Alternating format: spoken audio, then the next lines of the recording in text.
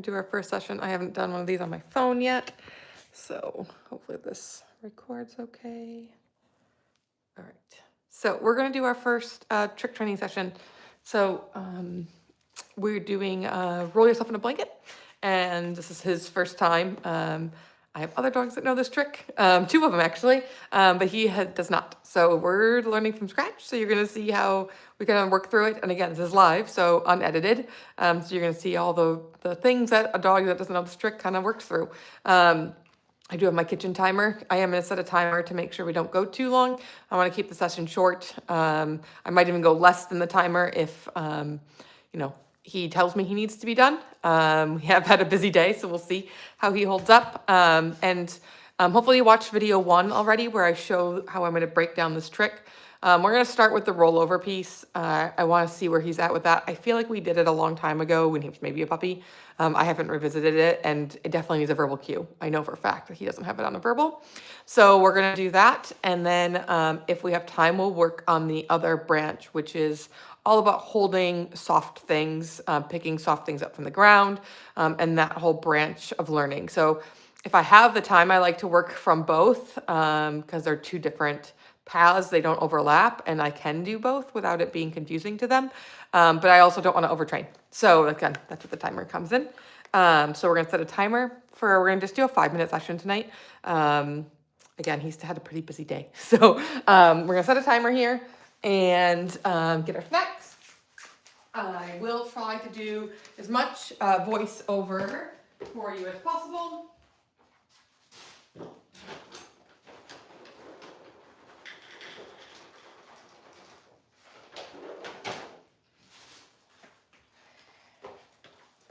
The other key part of trick training, excuse me, go up, is I use really small pieces of kibble. For him, this is Fromm's. Fromm's has some really small shapes. I also like Lotus has an oven baked small bite. That's so good. So we're gonna use some rollover work tonight. Again, the timer's going. We got the timer here. We got our snacks. So for rollover, because he hasn't done it in a while, my floor is pretty soft, but I still am going to use a thin bed here for him to roll over, just to make sure there's nothing adversive to the experience. Want to make sure he's comfortable getting on his hips and rolling over. I'm going to have him roll over this direction. For roll yourself in a blanket, it doesn't really matter. It's your preference or your dog's preference. For rollover, I do like teaching it both ways when I'm just doing rollover. Your dog might also tell you they have a preference for rollover. Whatever hip they naturally kind of want to go on, I will just take it. I believe he is going to be more comfortable going this way, but he might tell me differently.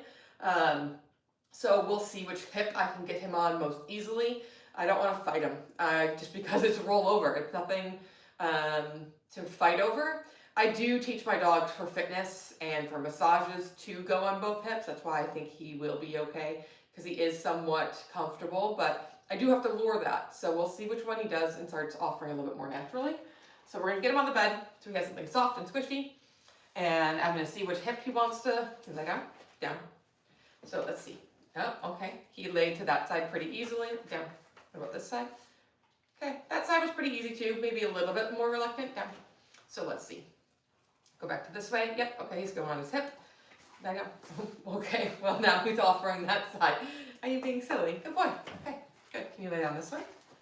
Okay, good. So he can lay on his side based on some of the, again, massage work that we're doing. So let's see how easy it is for him to finish the rollover part. So I'm going to lure to start. Just cookie in the mouth. Whee! Good. And he comes right back up. Nice. Good. So he's pretty comfortable and he looks pretty effortless. Let's just see if it's easier going the other way. It's about the same. So we can do the trick in any direction because he is telling me that way actually might be a smidge harder. We'll see if it's just so it's about the same. So I'm just gonna go with my preference, which is it's gonna be going this way. I don't know why, but I just have that preference. I think it's because my other dogs go that way, and that's just how I've always taught it. So let's lay down. Let's try to get his rollover on a cue now. Hand signal or a verbal cue. So we're gonna roll over. Good, yes, super. Nice job, buddy. Okay. So that was a lot easier than I thought. Again, we did maybe do this as a puppy, and he does have the conditioning of, again, laying on his hip. A dog, surprisingly, he has that. You really just need to lure them to get to their side. So the cookie comes to their shoulder, and they kind of just fall over. So if you have a dog who isn't offering the side as easily as he was, I put the cookie to the shoulder here, to the rib cage.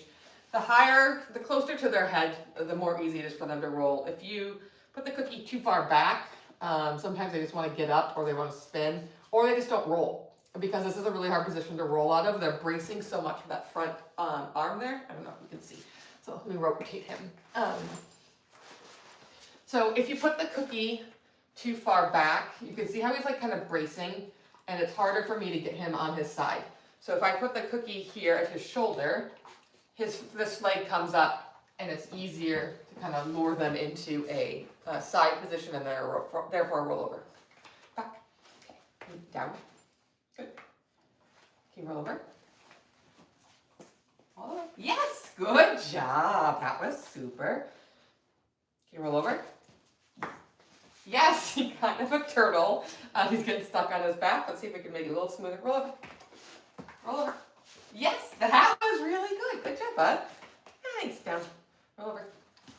Wow, super smooth and quick. Good job. Pop it up. Good. Roll over.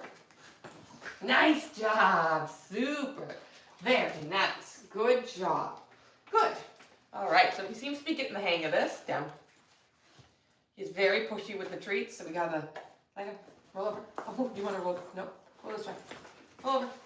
Yes, super. Search. Good. Okay, down. Roll over. Roll over. Roll over. Oh, now we're getting sticky. It's okay. Adding the cue too soon. Lie down. Roll over. Roll over. Good. Good. So asking a little too much too soon. Had to go back to luring. Can you roll over? Good.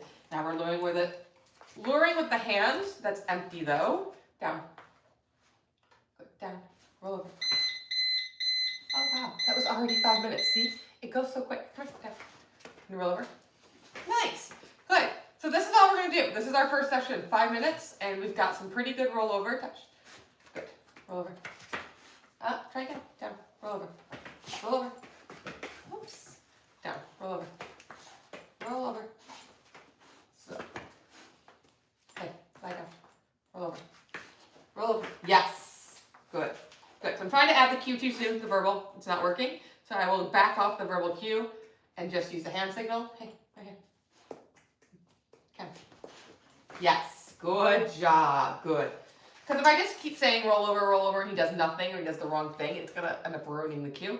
So he's telling me he's not ready for it yet, so we'll just stick with the hand signal. Search. Good job. Super job. Okay, hop it up.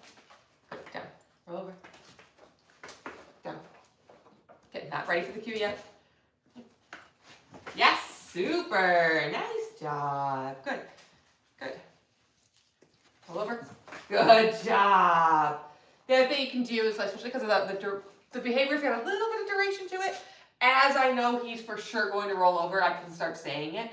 So once he's kind of already on his side and going to finish the rollover, I can start saying the cue, so we start pairing the two things together. Roll over. Yes, super, nice, good job. Okay, hop it up. Roll over. Yay, good boy. Down. Roll over. Good job, good. Roll over. Good. Good. So he is pretty dependent on the hand signal, which I also would like to fade. So let's see. No, I know. Thank you. Roll over. Roll over. Yes, yes, yes. He got stuck a little there.